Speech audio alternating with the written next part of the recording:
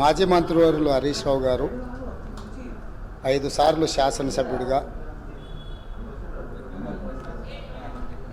నాకు తెలిసక్క లెక్కలు 5 సార్లు ఆయన ఏదో దొంగ లెక్కలు కలుపుకొని వేయడని చెప్తుంటాడు. కానీ ఆయన ఎన్నికైందే 2005లో, 2005, 2009, 2014, 2018, 2023. ఇంకా అన్నీ రాసుకోండి, బై ఎలక్షన్స్ రాసుకోండి, వాళ్ళ మామ గెలిచినవి కూడా ఆయన దాంట్లో రాసుకోండి, ఏం అభ్యంతరం లేదు.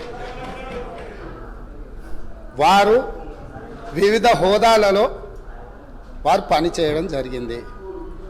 2014 నుంచి 2018 వరకు వారే సాగునీటి పారుదల శాఖ మంత్రిగా పనిచేసిండ్రు. వారి తర్వాత మాజీ ముఖ్యమంత్రి గారు చంద్రశేఖరరావు గారు సాగునీటి పారుదల శాఖ మంత్రిగా పనిచేసిండ్రు. అంటే ఈ 9.5 సంవత్సరాలు వాళ్ళ కుటుంబము తప్ప ఇతరులు ఎవ్వరూ సాగునీటి పారుదల శాఖ మంత్రిగా పనిచేయలేదు. వారు ఆర్థిక మంత్రి తర్వాత ఈ రాష్ట్రం మీద ఉన్న అప్పులు కానీ, వివిధ కార్పొరేషన్ల పేరు మీద చేసిన అప్పులు కానీ సంపూర్ణంగా వారి దగ్గర సమాచారం ఉంటుంది. ఎందుకంటే ప్రతిరోజు రిజర్వ్ బ్యాంకు వాళ్ళ దగ్గర ఉన్న నిల్వలన్నీ మన అవసరమైన దాని రిపోర్ట్ ఫైనాన్స్ సెక్రటరీ గారికి ఇస్తారు. ఫైనాన్స్ సెక్రటరీ గారికి ఇచ్చినట్టే ఫైనాన్స్ మినిస్టర్ ఇచ్చినట్టు. ఇప్పుడు నేను వారు పదే ఎన్నికల సందర్భంలో కాళేశ్వరం ప్రాజెక్టు అంచనాలే 80,000 కోట్లు, 1,00,000 కోట్ల అవినీతి జరిగిందని ఎట్లా అంటారు?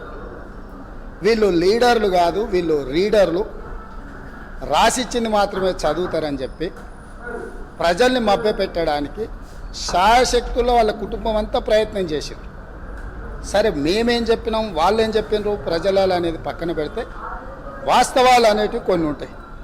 ఆర్థిక శాఖ ఉన్నది. ఈరోజు ఆర్థిక శాఖకు మొన్నటి వరకు పనిచేసిన మంత్రి గారు పేజీ నెంబర్ 21 వారు చూసుకోవాలి తమరి ద్వారా, మిగతా సభ్యులు కూడా. ఇప్పుడు ప్రభుత్వం ఇచ్చిన నివేదిక ఏదైతే ఉందో పేజీ నెంబర్ 21లో ప్రభుత్వ హామీతో ఎస్పీవీల ద్వారా సేకరించబడి ప్రభుత్వమే చెల్లింపులు చేయబడతాయి అని చెప్పిన దాంట్లో మొట్టమొదటి Kaleshwaram irrigation project corporation limited sanctioned loan 97,000 కోట్ల 449 97,449 కోట్ల రూపాయలు రుణం మంజూరైంది. ఇందులో లోను విడుదలయ్యింది 79,287 కోట్ల రూపాయలు. నేనిప్పుడు తమరి ద్వారా ఆర్థిక మంత్రి గారిని సూటిగా ప్రశ్నించదలుచుకున్నా. మాజీ వాళ్ళు అనుకోవాలి, ఆ భ్రమలలోనే ఉంటే బయటికి పోతారు. అయితే ఈరోజు అధికారిక లెక్కలు ఇవి కార్పొరేషన్ ద్వారా లోన్లు చేయబడిన అప్పు 97,449 కోట్లు. ఇవి కాకుండా కాళేశ్వరం ప్రాజెక్టుకు రాష్ట్ర ప్రభుత్వం ఖర్చు పెట్టింది. వాటి వివరాలను కూడా తీసుకొని మేము ఇస్తాము. ఈరోజు వారు సభను మళ్ళీ మీ ముందు తప్పుదో పట్టిస్తున్నారు. కాబట్టి సభలో సంపూర్ణమైన సమాచారంతో, అనుభవంతో ఆ సభ్యులు మాట్లాడితే మాకు ఎలాంటి అభ్యంతరం లేదు. కానీ సభ ద్వారా తెలంగాణ రాష్ట్ర ప్రజలని తప్పుదోవ పట్టించి కాళేశ్వరం అద్భుతం అని చెప్పుకునే ప్రయత్నం ఏదైతే చేస్తుండ్రో, ఈ సభ ఇచ్చిన అవకాశాన్ని దుర్వినియోగం చేయడం అనేది ఇది దుర్మార్గమైన చర్య. కాళేశ్వరం ప్రాజెక్టు పూర్తి అంచనాలు నేను ఆర్థిక శాఖకు ఆదేశాలు ఇచ్చిన. రేపు మా సాగునీటి పారుదల శాఖ మంత్రి గారు మాట్లాడేటప్పుడు టోటల్గా వేసిన అంచనా ఎంత, అందులో కార్పొరేషన్ పేరు మీద మంజూరైన లోన్లు ఎంత, మంజూరైన లోన్ల నుంచి ఇప్పటి వరకు వినియోగించుకున్న నిధులన్నీ, అదేవిధంగా రాష్ట్ర ప్రభుత్వం తన బడ్జెట్ నుంచి ఖర్చు పెట్టిన నిధులన్నీ, వీటన్నిటిని వివరాలను మళ్ళీ అక్కడ చెప్తాం. కాబట్టి ఇప్పుడు నేనేం చెప్పదలుచుకున్నా అంటే, వారు మాట్లాడుతున్నది లోపభూయిష్టమైన అబద్ధము. కాళేశ్వరం ప్రాజెక్టు యొక్క అంచనాలు 80,000 కోట్లు కాదు, లోన్లే 97,449 కోట్ల రూపాయలు ఆల్రెడీ లోన్లు మంజూరు తెచ్చుకున్నారు. రాష్ట్ర ప్రభుత్వం ఖర్చు పెట్టింది. మొత్తానికి వీళ్ళు వేసి అంచనా లెక్కలేస్తే అది ఎక్కడికో వెళ్తుంది. అదొకటి అధ్యక్ష. రెండవది, ఇంతకుముందు మంత్రులు జూపల్లి కృష్ణారావు గారు మాట్లాడబోతుంటే పాపం వారిని దబాయించే ప్రయత్నం చేస్తున్నారు. నేను 2 విషయాలు ఇక్కడ చెప్పదలుచుకున్నా. ఆర్థిక మంత్రి గారే కాళేశ్వరం మీద పెట్టిన నివేదికలో, రాష్ట్ర ప్రభుత్వం ఇచ్చిన నివేదికలో వీళ్ళు చెప్పింది కాళేశ్వరం ప్రాజెక్టు కట్టడం ద్వారా ఆ నీళ్లు రైతులకు అమ్ముతాము, ఆ నీళ్లు ఇండస్ట్రీస్కి అమ్ముకుంటాము, ఇట్లా ఈ ప్రాజెక్టు ద్వారా నీళ్ళన్నీ పైసలకే అమ్ముతాం, ఉచితంగా ఎవరికి ఇయ్యము, వ్యవసాయంతో సహా. ఏం చూపించరు? ఒక్క సంవత్సరానికి ఆదాయం 5,199 కోట్ల రూపాయల ఆదాయం వస్తుంది. కాళేశ్వరం ప్రాజెక్టు కట్టి వ్యవసాయానికి నీళ్ళు అమ్ముతాం, పరిశ్రమలకు నీళ్ళు అమ్ముతాం, తాగడానికి నీళ్ళు అమ్ముతాం, మొత్తం వ్యాపారమే చేస్తాం. మా ప్రభుత్వం ఉన్నదే వ్యాపారం చేయడానికి. మా ప్రభుత్వం సేవ చేయదు, మా ప్రభుత్వం ప్రజలకు సహాయం చేయదు, వ్యాపారం చేస్తాము. ఆ వ్యాపారం ద్వారా 5,199 కోట్ల రూపాయల ఆదాయం వస్తుందని చూపించి వీళ్ళు ఈ అప్పులు చేసింది. ఈ సంతకాలు పెట్టింది ఎవరు? ఈరోజు అక్కడ కూర్చొని మాట్లాడుతున్న మాజీ ఆర్థిక మంత్రి గారు. ఇది మొదటి విషయం. రెండవది మిషన్ భగీరథ. మిషన్ భగీరథ మీద కూడా ఈరోజు మేము ఇంటింటికి నల్లాలు ఇచ్చినాం. అసలు మీరు పుట్టినప్పుడు ఇటు ఉన్నోళ్ళని అందరిని అడుగుతున్నాం, వారిని కూడా అడుగుతున్నాం. 2014 కంటే ముందు మన మంచినీళ్ళు తాగలేదా అధ్యక్ష? మన గ్రామాలలో నల్లాలు లేవా? మన గ్రామాలలో నీళ్ళ ట్యాంకులు లేవా? వీరు వచ్చినాకనే శివుడి తల మీద ఉన్న గంగను భూమి మీదకి తెచ్చి, భూమి మీద ఉన్న గంగను కాళేశ్వరంలోకి పారించి, కాళేశ్వరం ఉన్న గోదావరి జలాలను మన ఇంట్లల్లో నల్ల ద్వారా ఇచ్చి మన జీవితాలు ధన్యమైనట్టు, అదేదో వీళ్ళు అద్భుతం చేసినట్టు, అదేదో ఉచితంగా ఇస్తున్నట్టు, ఈ ఉచితంగా ఇవ్వడం ద్వారా తెలంగాణనే దేశానికి నెంబర్ 1గా ఆదర్శంగా ఉన్నట్టు ఈ సభలో నించొని, బయట రాజకీయ ఉపన్యాసాలు ఏమి ఇచ్చుకున్నా మనకేం అభ్యంతరం లేదు అధ్యక్ష, కానీ సభను మిస్లీడ్ చేసే విధంగా శాసనసభ వ్యవహారాల శాఖ మంత్రిగా గతంలో పనిచేసి ఆ అనుభవాన్నంతా ఉపయోగించి సత్యదూరమైన వార్తల్ని ఇక్కడ చెప్పడానికి ప్రయత్నం చేస్తున్నాడు. అందుకే మిషన్ భగీరథ మీద కూడా నేను చెప్పదలుచుకున్నా అధ్యక్ష.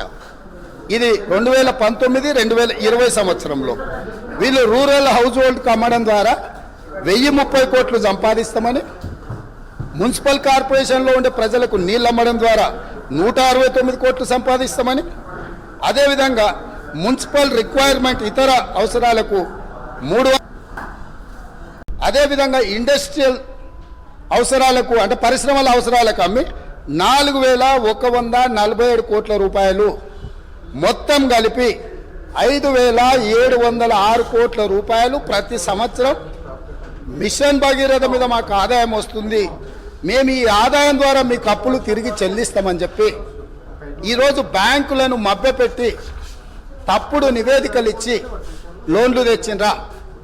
మాజీ ఆర్థిక మంత్రి గారు చెప్పాలి. లేదు, నిజంగానే ప్రజల దగ్గర వసూళ్లు చేసి తాగునీళ్లను సాగునీళ్లను వ్యాపారంగా మార్చి, వ్యాపార ఆట వస్తువుగా నీళ్లను మార్చి ప్రజల సెంటిమెంటును, తెలంగాణ ఉద్యమంలో వాళ్ళ పార్టీ చెప్పింది నీళ్లు నిధులు నియామకాలు, నీళ్లే మొదటి సింహభాగం వాళ్ళ ఉద్యమం, వాళ్ళ నాడు వాళ్ళ పార్టీ చెప్పుకున్నది.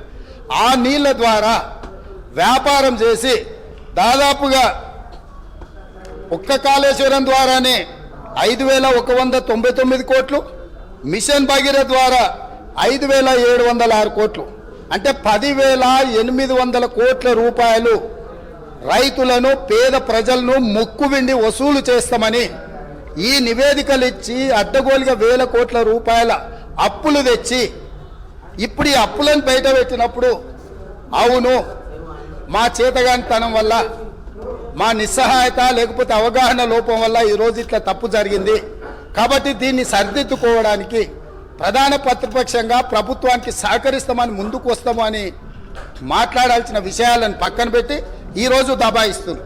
ఇంకొకటి అధ్యక్ష, ఇంతకుముందే వారు మాట్లాడుతూ తెలంగాణ టీఎస్ఐఐసి ద్వారా ఏవైతే లోన్లు ఉన్నాయో వాళ్ళే కట్టుకుంటారు, మాకేం సంబంధం లేదు అని, అసలు మేము కట్టాల్సిన పనే లేదని మాజీ ఆర్థిక మంత్రి గారు ఇదే సభలో అక్కడి నుంచో చెప్పింది. వారు ప్రవేశపెట్టిన నివేదిక అధ్యక్ష, ఇది నేను ఎక్కడి నుంచి తీసుకురాలే. 31 జనవరి 2023 టీఎస్ఐఐసి హడ్కో లోన్లకు వీటన్నిటికీ మేము గ్యారంటీ ఇచ్చి మేము కడతామని చెప్పి వాళ్ళు ఇచ్చిన నివేదిక. అంటే ఈరోజు ఏ కార్పొరేషన్ల ద్వారా లోన్లు తెచ్చినా పర్టికులర్గా వారు టీఎస్ఐఐసికి సంబంధించిన నిధులు మేము చెల్లించాల్సిన అవసరం లేదు, ప్రభుత్వానికి సంబంధం లేదు, వాళ్ళే చెల్లిస్తారు అనేది అయితే చెప్పిండో వారు సత్యదూరమైన అంశాలను ఇక్కడ ప్రస్తావించారు. కాబట్టి ఈరోజు వారు ఇచ్చిన నివేదికనే ఇతరులు ఎవరో ప్రవేశపెట్టిండ్రు, వారికి సంబంధం లేదు, వారు చూడలేదు, వారికి అవగాహన లేదు అని అంటే మనకి ఎవరికి అభ్యంతరం లేదు. కానీ వారు ఇచ్చిన నివేదికనే తప్పుదోవ పట్టించి ఈరోజు వారు లేదు లేదు నేను మాట్లాడిందంతా గతంలో చెప్పింది ఒక రకము, ఇప్పుడు చెప్తున్నది ఇంకొక రకం అని చెప్పి వారు మాట్లాడే ప్రయత్నం చేస్తారు. అదేవిధంగా వారు చాలా అద్భుతమైన బడ్జెట్ను ప్రవేశపెట్టినాం, మా అద్భుతమంతా చూసి దేశమంతా మమ్మల్ని ఏమంటారు మమ్మల్ని అనుకరించాలి, అంత అద్భుతమని 2015-16 క్యాగ్ నివేదిక ఏమన్నది అధ్యక్ష? వారి దగ్గర వారు ఆర్థిక మంత్రిగా పనిచేసి వారి దగ్గర వివరాలు లేవా? దాంట్లో ఏం చెప్పిండ్రు? వీళ్ళు క్యాగ్ నివేదిక ప్రకారం ఆఫ్ బడ్జెట్ అంటే బడ్జెట్లో రాని అప్పులను తీసుకొచ్చి ఆదాయంగా చూపించి మొత్తం బ్యాంకులను ప్రభుత్వ వ్యవస్థలను తప్పుబట్టిండ్రు అని చెప్పి క్యాగ్ నివేదిక స్పష్టంగా ఈ రాష్ట్ర ప్రభుత్వాన్ని తప్పుబట్టింది. ఈ ప్రభుత్వం ఉద్దేశపూర్వకంగా ఆర్థిక సంస్థలన్నిటిని కూడా తప్పుదోవ పట్టించి అత్యధిక వడ్డీతో రుణాలు తీసుకొచ్చి ఈ రాష్ట్రాన్ని అప్పుల కూపంగా తయారు చేసిందని క్యాగ్ నివేదిక 2015-16లో ఇచ్చిన లేఖ అధ్యక్ష ఇది. అదేవిధంగా బడ్జెట్ తయారీలోనే లోపాలు ఉన్నాయని 2018-19లో అసలు మీరు తయారు చేస్తున్న బడ్జెట్లోనే లోపభూయిష్టంగా ఉన్నది, మీ విధానాన్ని మార్చుకోండి, మీ విధానాన్ని మార్చుకోవడం ద్వారా రాష్ట్రానికి మేలు జరుగుతుందని చెప్పి స్పష్టంగా క్యాగ్ మొట్టకాయలు వేసింది ఆనాటి ప్రభుత్వాన్ని.